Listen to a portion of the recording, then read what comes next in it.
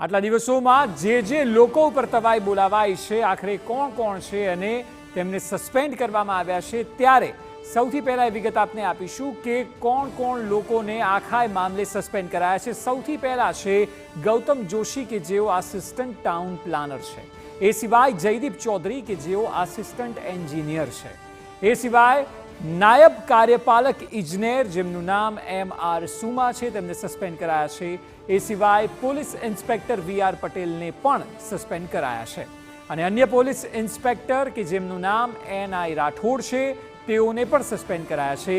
આ તરફ નાયબ કાર્યપાલક ઇજનેર જેનું નામ પારસ કોઠિયા છે તેમના વિરુદ્ધ પણ તવાઈ બોલાવાઈ છે અને સસ્પેન્ડ કરાયા છે। આ સિવાય ફાયર એન્ડ ઇમરજન્સી સર્વિસીસના સ્ટેશન ઓફિસર રોહિત વિગોરા જેમનું નામ છે તેમને પણ સસ્પેન્ડ કરાયા છે।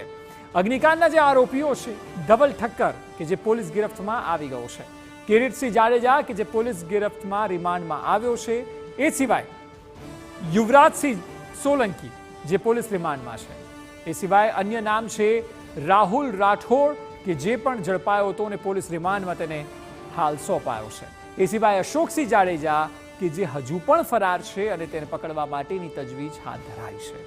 આ જે આરોપી ફરાર છે તેને પણ પકડવા તપાસનો ધમધમાટ તેજ થયો છે।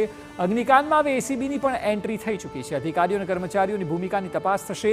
એસીબીએ તપાસ માટે વિશેષ ટીમની રચના પણ કરી છે। સિનિયર IAS અને IPS અધિકારીઓની સંપત્તિની પણ હવે તપાસ કરવામાં આવશે। પુરાવાઓ મળશે તો અધિકારીઓ વિરુદ્ધ કડકમાં કડક કાર્યવાહી પણ થઈ શકે છે।